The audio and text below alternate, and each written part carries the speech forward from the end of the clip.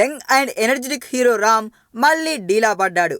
నేను శైలజతో ట్రాక్ ఎక్కట్లే అనుకుంటే తిరిగి హైపర్తో మళ్ళీ తన పాత రూట్లోకి వచ్చేశాడు. రిలీజ్కి ముందు మాస్ మసాలాపై క్వశ్చన్ చేస్తే అవి చేయడానికి పెద్ద సిద్ధాంతమే చెప్పాడు. కానీ ఈ ఎనర్జెటిక్ హీరో అనుసరించే రూట్ కరెక్ట్గా లేదని మాత్రం అర్థం చేసుకోవడం లేదని విమర్శలు వస్తున్నాయండో. ఇప్పుడు రీమేక్లను జడ్జి చేయడంలో రామ్ వేసిన తప్పుడు అడుగులు చూస్తే ఈ విషయం అర్థమైపోతుంది. 3 ఏళ్ల క్రితం మసాలా అని ఓ మూవీ చేశాడు రామ్. ఈ హీరో కెరీర్లో ఇదొక్కటే రీమేక్ అని చెప్పాలి. బాలీవుడ్ మూవీ బోల్ బచన్ కు రీమేక్ గా తెరకెక్కిన ఈ చిత్రం రామ్ కెరీర్లో భారీగా నిరుత్సాహపరిచిన సినిమాల్లో ఇది ఒకటి. వెంకీతో కలిసి చేసిన కామెడీ కూడా జనాలు రిసీవ్ చేసుకోలేకపోయారు. అయితే రామ్ మరో 2 రీమేక్లు కూడా చేయాల్సిందండోయ్.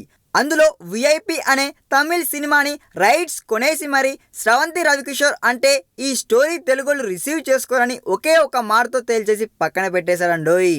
ఇదే సినిమా రఘువరన్ బీటెక్ అంటూ వచ్చి ఇక్కడ కేకలు పుట్టించేసి ధనుష్కి మార్కెట్ క్రియేట్ చేసింది. తాజాగా రిలీజ్ అయి సక్సెస్ సాధించిన చైతూ మూవీ ప్రేమకి కూడా సేమ్ స్టోరీ.